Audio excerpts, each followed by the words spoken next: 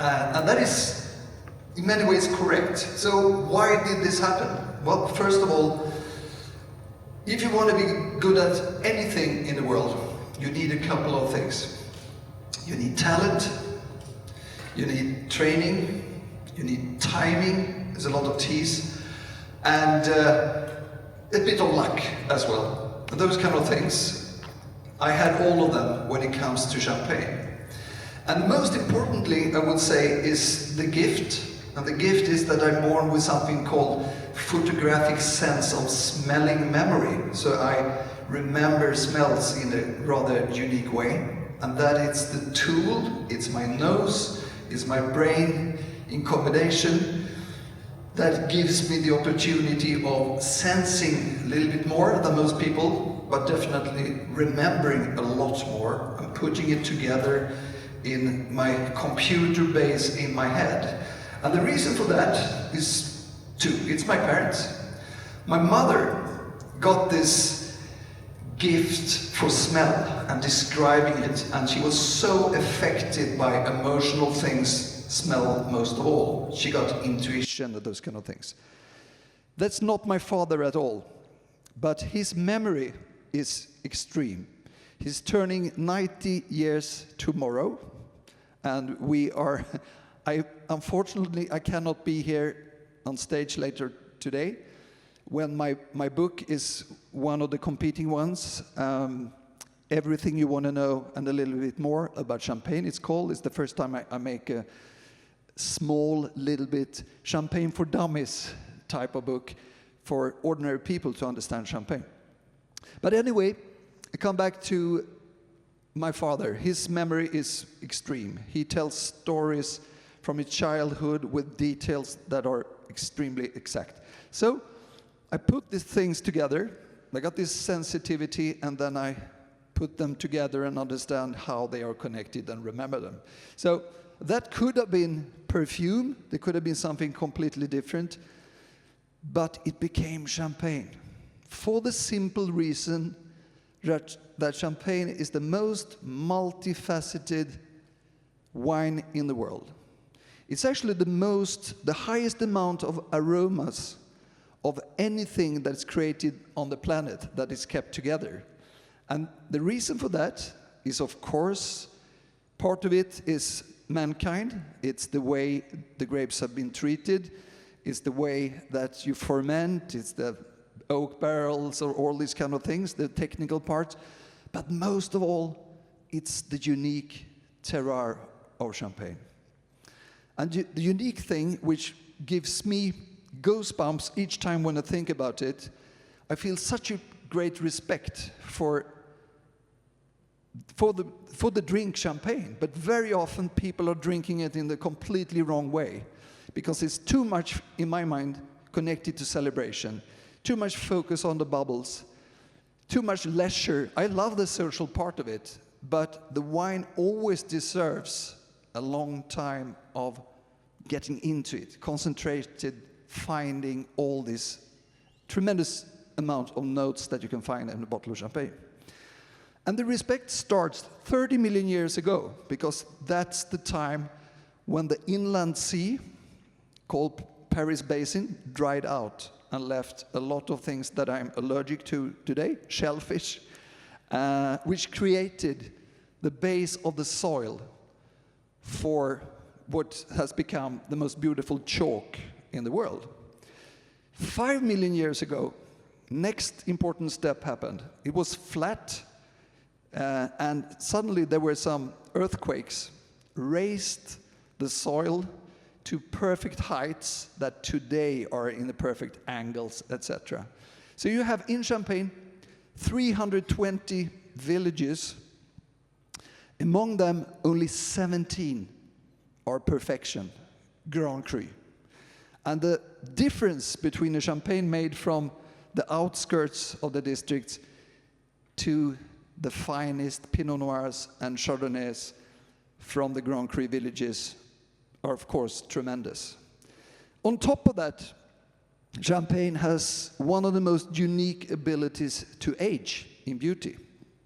So my best Champagne is from 1928, actually the same vintage as Eduardo and I drank from your private home in Loire Valley when we were making television for China, many years ago now.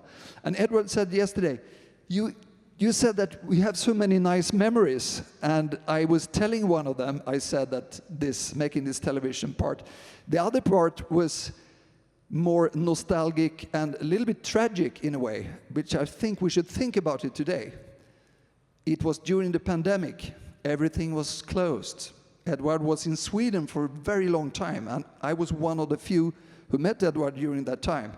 And we were meeting outdoors, and just get emotional when you think about that period happened.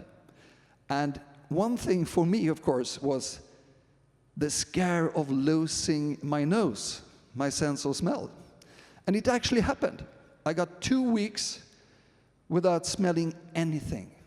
I got 2 months of very disordered smells. And rather fast after that, I recovered. So when I had this, going back to the story about myself and champagne and why Champagne Club, I fell in love with champagne, having this gift, this special memory for smell. And I also liked wine, but I didn't know how much I could like it because I never tasted the real good stuff. But in 1986, I was in Bretagne and I wanted to go to Paris, and I met some people who told me, no, you like champagne, you should go to the district of Champagne, to Reims. I didn't know that the wine was geographically restricted. I thought that champagne was every sparkling wine from France. That was my belief. And I fell in love, and I'm still in love with it. For 15 years, I had this Champagne Club, starting quite slow.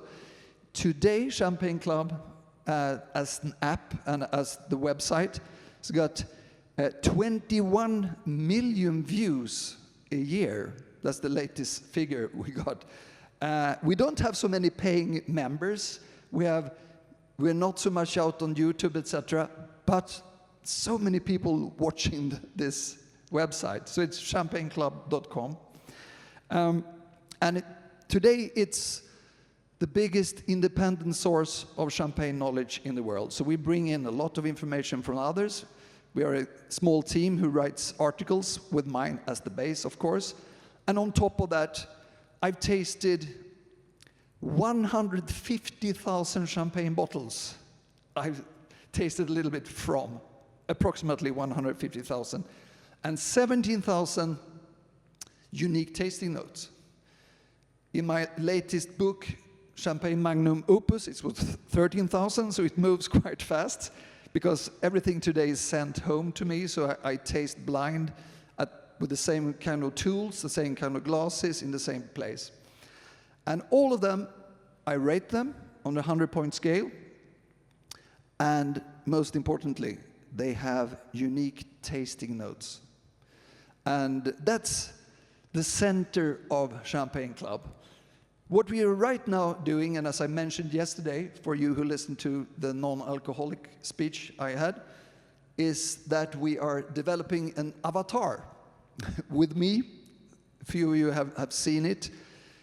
It's scary, and it's fun, and it could be really, really big. We don't know. But the thing is that over the years, I've been traveling, not only to Gourmand, but I've been traveling to Gourmand since 2000. So for 25 years, I've been joining these amazing events with great joy. And for 30 years, I've been tasting. So there's a huge amount of information, and one part is what you see right now. It is champagne hiking. That's one of the books that I got some nice prize for. And the concept is something which is also that we want to encourage people in the Champagne Club, not only from the avatar, hopefully, to go out, to meet nature and wine. I did this, a lot of trials with only great wines, not champagne, but still wines, white and red and sweet. it could be nice, but it was never any interaction between the wine and the environment. But with the champagne, with this multifaceted spectrum of aromas, when you go out in nature, it picks up things from the air, from the smell. Even visual impressions are important to obtain this maximum. So I traveled around the world, 100 best champagnes to drink in the 100 best spots on the planet. So we went to all parts of the world except the poles, not Antarctica. And there were so many things that we understood that we knew that it will be very interesting, and you need special kind of champagnes for special places. But it was bigger, more scientific than we thought. Just to mention one thing, we always measured temperature when we came to all the spots. And in our minds, we felt that when we go to a Queensland beach in the middle of the summer, and you should drink champagne, you need to chill it extremely hard. So probably 3-4 degrees to get this refreshing feeling. And when you are in Patagonia, and it's freezing cold, it's 8-9 degrees outside, something like that, we want a big, muscular Bollinger or something like that. Pinot Noir with a lot of muscles, a lot of oak characteristics, etc. And we expected the temperature to be rather high, 15-16 degrees. The amazing thing was that 9 degrees was always perfection for both me and my photographer. So a lot of details like that. So I encourage you to look it up, champagneclub.com. And if you do it, if you start to make your own hikes to different spots, bring in the champagnes, you can add it quite easily in the app. And yeah, that's, they say it's me who said that. I'm not sure, but probably it's right. It could even be my avatar. Thank you so much for listening.